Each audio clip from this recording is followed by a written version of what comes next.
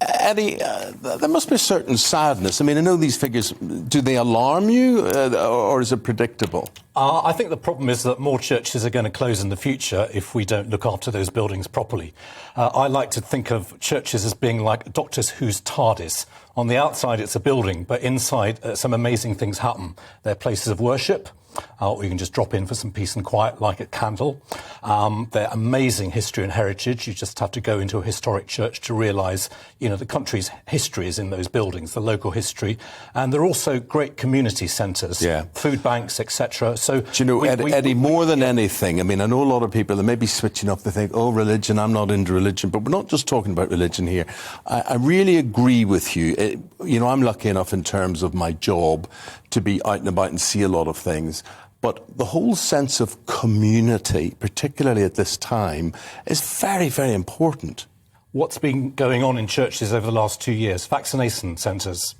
Just down the road from here, Grenfell Tower, the church was the first responder there. Churches bring together with them a huge number of volunteers, and we've calculated that churches contribute about £55 billion of social good to the UK each year.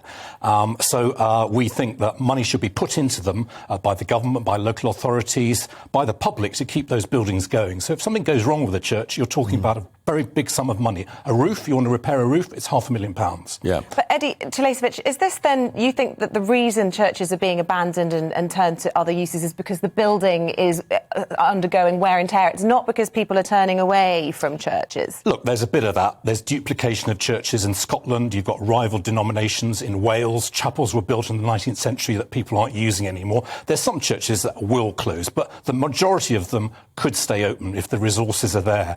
The best way actually to keep a church open is to put a for sale sign outside. Then everybody thinks, my gosh, this church might go. We want to save it. Interesting. True, is it use it or you're going to lose it? And it's just that reminder because I'm apathetic really probably towards my local church, but I'd be absolutely heartbroken if it did close down. What a hypocrite you are. I know. Terrible. Aren't we all, though? But that's like what people said about Woolworths, isn't it? Oh, I love Woolworths. But when did you actually go, Isabel? But it's like pubs, it's like banks as well. The same sort of fate. You mentioned pubs and banks. Yeah. There are about 39,000 church buildings in the UK. That's more than there are pubs. So, they're really vital local buildings for people, for children. How many concerts before COVID, choirs, music goes on in churches, food banks, most food banks are linked to a church. So we say, let's keep these buildings going. The Church of England calculates they need about £1 billion over the next 5 years to keep those buildings going. So